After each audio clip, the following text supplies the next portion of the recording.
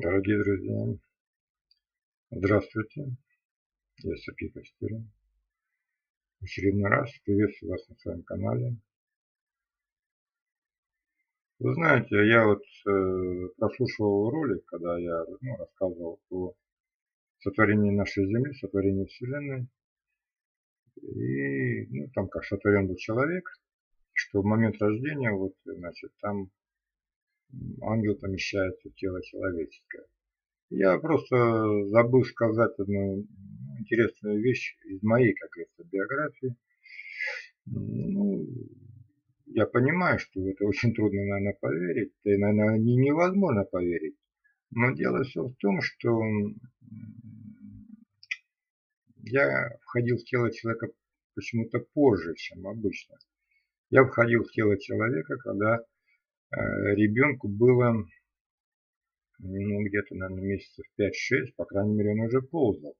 Это было удивительно. Причем вот у вас бывают вещи, которые вы помните всю жизнь, да, такие яркие, как впечатанные в память.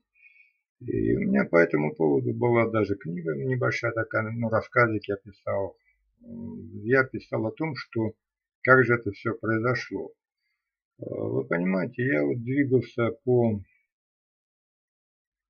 такому туннелю, можно сказать, какое-то было пространство, темное пространство, не холодно, не жарко, так достаточно комфортно, только тела не было, что-то двигалось в виде какого-то духа или рук, ног не было. Я вот как бы парил или летел в этом пространстве. И двигался я на, скажем, такой вот какой-то огонек. Был желтенький огонек. И какая-то сила меня толкала к этому огоньку. И когда я вышел на этот желтенький огонек, то оказалось, что я смотрю в комнату, где-то так скажем, вот где потолок встречается со стеной, вот я где-то в середине, да, я как будто смотрю и вижу комнату. Был вечер, значит, желтый огонек, это оказался обыкновенная электрическая лампочка под потолком. За столом сидел молодой такой черноволосый мужчина, который потом оказался моим отцом. А вот на полу у стеночки сидел маленький белобрысый мальчик. Вы знаете, вот какая-то сила, я не видел эту силу, ничего, только видел, что меня туда как бы подталкивает. И вот я, значит, как бы подлетел к этому маленькому мальчику и какое-то время смотрел на него. Он на меня, но я не думаю, что он меня видел. И потом меня просто толкнули туда, внутрь него. Вот, знаете, я не знаю, как там, такое ощущение, что в область лица там или через рот или через что я туда внутрь. Такое ощущение, что как в мешок какой-то такой булькнулся, так я прям именно слово это и хочу сказать. И внутрь этого мальчика. И через буквально мгновение я уже посмотрел на мир вот глазами, знаете, у меня было сознание взрослого человека, как сейчас. Я посмотрел в этот мир, я увидел все, но уже из глаз этого мальчика. То есть, как бы, вот это у меня было реальное событие моей личной жизни.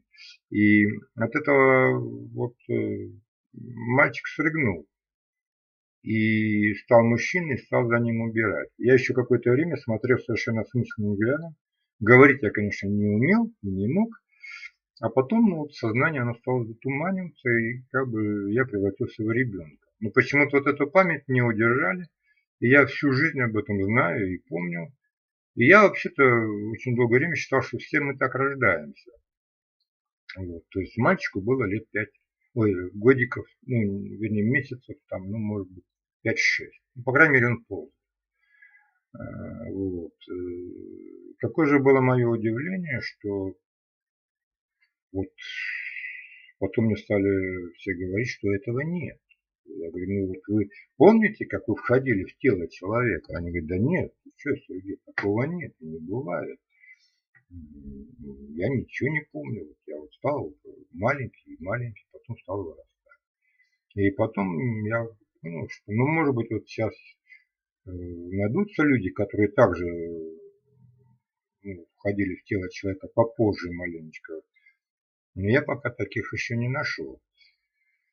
Вот. Но самое интересное было то, что вот откуда я шел, совершенно не было никакой там воспоминаний. Как будто, вы знаете, как будто ее просто вот топором отсекли. И я знал, что я откуда-то шел. Ну кто я? Как меня звать? И вообще, где я был до этого? Я совершенно не помню. И сегодня наш разговор как раз пойдет о очень интересной теме. Это блокировка памяти, да?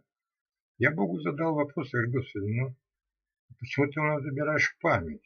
На что Бог сказал, что это был очень серьезный вопрос, потому что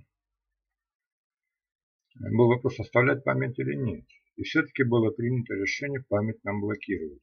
Потому что благодаря блокировке памяти мы все, что сейчас происходит вокруг нас, принимаем за чистую монету.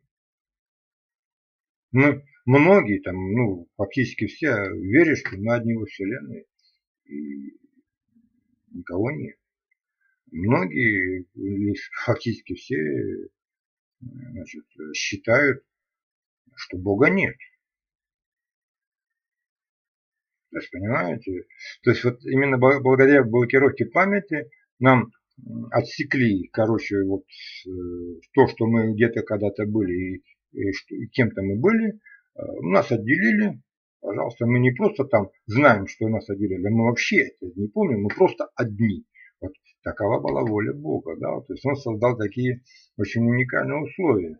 И это все благодаря блокировке памяти. Поэтому вы сами можете поразмышлять, можете помолиться, такие же, как я, вы имеете к Богу доступ. И можете Бога поспрашивать обо всем этом, почему же заблокирована память. Я, конечно, очень много терзал Бога по поводу того, а кем же я был. Я говорю: ты меня откуда взял? Я что, там из восставших или не восставших? Но Бог особо не хочет об этом распространяться. Если скажу там, мне ложится на сердце, что я не был из числа чисто восставших. Я не пошел за Люцифером, но я очень сильно поддерживал его, да, то есть вот такой был вариант. И я очень сильно критиковал Бога по многим вопросам. Поэтому Бог и был вынужден меня отправить на землю. Хотя Люцифер заявляет совершенно обратное. Он мне говорит, что я его сторонник, что я шел с ним чуть ли не в первых рядах, и я сейчас подлый предатель, который предал его. Хотя я ему говорю, Люцифер, наверное, я говорю, я не помню, мне память не возвращается. Я даже не знаю, возвратится ли она полностью. Я такой же, как и вы, в принципе, да, без памяти.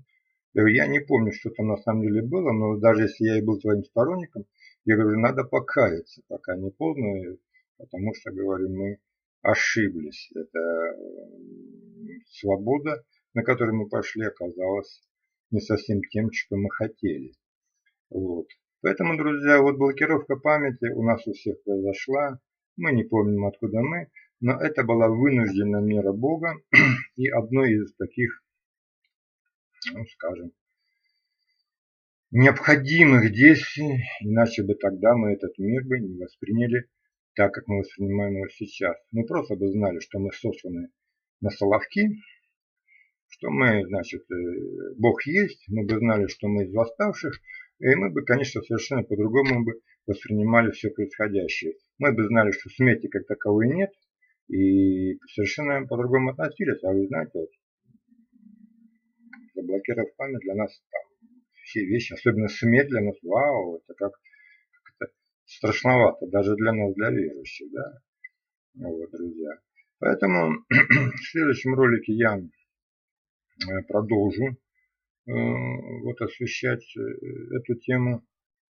И я хочу немножко затронуть о нашем зрении, потому что зрение тоже Бог очень серьезно поработал с нашим зрением. Мы же ангелы Божии, вернее ангелы, и мы видели все. Тот мир-то мы хорошо же видели. Но вот Господь еще добавил к нам убрал зрение. Зачем он это сделал и почему, мы обсудим с вами в следующем ролике. И вообще, у меня будет сейчас ряд роликов, я буду рассказывать подробно, стараться там. Ролики я не хочу сильно большие записывать, чтобы вас не утомлять, что почему Бог сотворил именно такой мир. Ведь это вот все, что мы видим вокруг себя, это все замысел Бога. Почему мужчины? Почему есть мужчины и женщины? Почему Бог разделил? Почему мы рождаем детей? Почему мы умираем? И прочее, прочее. Все это, друзья, задумано Богом. Но об этом уже в следующих роликах. Всего доброго.